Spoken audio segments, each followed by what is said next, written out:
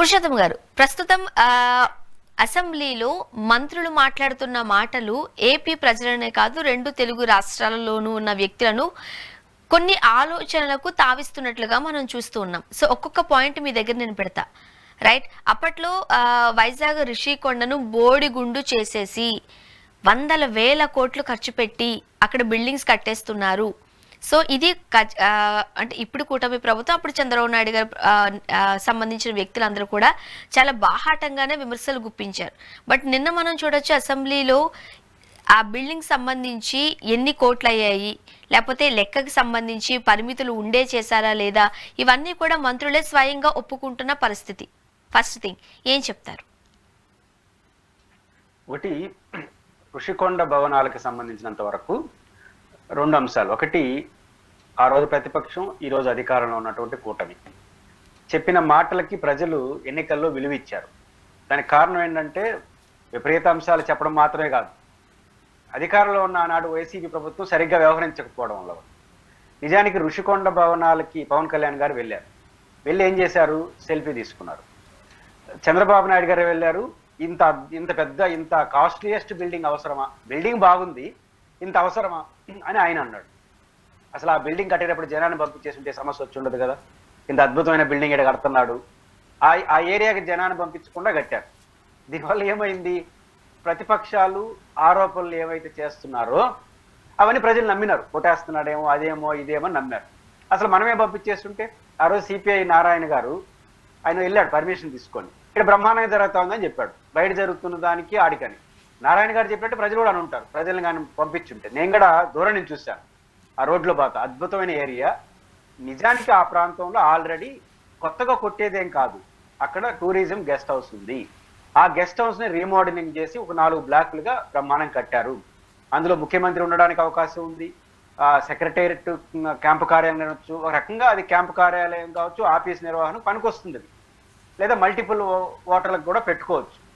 కాబట్టి ఒక హెడ్ క్వార్టర్గా దాన్ని పెట్టుకొని చేసుకోవచ్చు. ఆయన ఏమనుకుంటాడు, బహుశా క్యాంప్ ఆఫీస్ పెట్టుకుంటాడేమో అధికారంలోకి వచ్చి ఉంటే. మీరు ఇంకో పర్పస్గా ఆ బిల్డింగ్ వాడుకోవచ్చు. అద్భుతమైన సముద్ర తీరం ప్రాంతంలో అద్భుతమైన ఏరియా కాబట్టి దాన్ని వాడుకోవచ్చు. ఒకవేళ ప్రభుత్వానికి ఏదన్నా అభ్యంతరాలు ఉంటే 2 రకాల అభ్యంతరాలు ఉండొచ్చు. అక్కడ కట్టిన బిల్డింగు పెట్టిన అమౌంట్కి ఆడ కన్స్ట్రక్షన్కి ఏమైనా తేడా ఉంటే, నిబంధనలకు వ్యతిరేకంగా ఉంటే అవినీతి పైన చర్య తీసుకోవచ్చు. లేదా ఆ బిల్డింగ్ జగన్మోహన్ రెడ్డి క్యాంపు కార్యాలయం తప్ప ఇంకా దేనికి పనికిరాదనుకుంటే కమిటీ వేసి నిరూపించచ్చు. ఈ 2 తప్ప అన్నీ మాట్లాడుతూ ఉన్నారంటే దాన్ని వివాదం చేసి కొంతకాలం పాటు నడపాలనుకున్నట్టుగా నాకు అర్థమవుతాను. దీనికి కారణం ఋషికొండ భవనాలు ఇప్పుడు బాగుందని క్యాంప్ కార్యాలయం లేదా ఇంకో దానికి వాడుకున్నాడు అనుకోండి, ఇన్ని రోజులు చేసినంత అబద్ధం అనుకుంటారు కదా జనం. అందువల్ల ఎంత ఎక్కువ కాలం అంతా లాగదామని అనుకుంటున్నారు. ఎక్కువ కాలం లాగడం సాధ్యం కాదు. ఆనాడు ఎందుకు సక్సెస్ అయ్యారు అంటే తెలుగుదేశం పార్టీ వాళ్ళు ఈయన సరిగ్గా వ్యవహరించలేదు. బిల్డింగ్ బాగా కట్టారు, కానీ బిల్డింగ్ కట్టేటప్పుడు ఇంత రహస్యంగా ఎవరిని పోనీకుండా కట్టుకున్నట్టు ఆ రోజు జనం యాక్చువల్గా అప్పుడంతా మనం చూసాం, గ్రీనరీగా ఉన్న అంతా కూడా గ్రీన్ మ్యాట్లు కట్టేసి లోపలంతా కన్స్ట్రక్షన్ నడుస్తుంది. మనం చూసాం, ఆ మీడియా ప్రతినిధులు కూడా తెలుగుదేశం ప్రభుత్వం, కూటమి ప్రభుత్వం అధికారంలోకి వచ్చిన తర్వాత లోపల ఏం జరుగుతుందో చూసినప్పుడు బాత్రూమ్స్ లో బాత్ టబ్లు కోట్ల రూపాయలు ఖర్చు పెట్టి దాన్ని కన్స్ట్రక్ట్ చేశారు, ఇవన్నీ అన్నారు. బట్ ఈ రోజు అసెంబ్లీలో స్వయంగా టూరిజం మంత్రి కందుల దుర్గేష్ గారే అనుమతులతోనే ఎంతవరకు అయితే భూమిని ఉపయోగించుకోవాలో అంతవరకు మాత్రమే ఉపయోగించుకున్నారు అంటూ స్వయంగానే మంత్రులు చెబుతూ ఉండడంతో తెలుగు వారిలో అసలు ఏం జరుగుతుంది, ఏం మాట్లాడారు అనేది ఒక ప్రశ్న తలెత్తుతోంది. రైట్? ఖచ్చితంగా ప్రభుత్వం ఏదైనా సరే ప్రతిపక్షంలో ఉన్నప్పుడు విపరీతంగా మాట్లాడితే అదే డిసడ్వాంటేజ్ గా మారిపోతుంది. ఇప్పుడు ఏమన్నారు మీరు అన్నట్టు, మంత్రి గారైనా ఎవరైనా అసెంబ్లీలో ఎలా పడితే అలా మాట్లాడడానికి కుదరదు. ఉపన్యాసం చెప్పచ్చు, ఆన్ రికార్డు పేపర్ మీద ఇచ్చినప్పుడు రికార్డుగానే ఉండాలి. గతంలో ఏమన్నారు? 14 లక్షల కోట్లు అప్పు అన్నారు, కానీ బడ్జెట్ పేపర్లో 6 లక్షల చిల్లర కోట్లు చూపించారు. 30,000 మంది పిల్లలు ఆ రోజు ఉమెన్ ట్రాపింగ్ అయిపోయినారని చెప్పారు. ఈ రోజు కాదు, అది మిస్సింగ్ అంటున్నారు. అంటే పేపర్ మీద పెట్టినప్పుడు అనివార్యంగా రూల్సే చెప్పాలి. కాబట్టి మనం విపరీతంగా మాట్లాడితే రేపు ఒక రోజు దొరికితే ఏమవుతుంది, రేపు మనం నిజం మాట్లాడిన జనం నమ్మరు. ఆ విషయాన్ని ప్రభుత్వం గుర్తించాలి.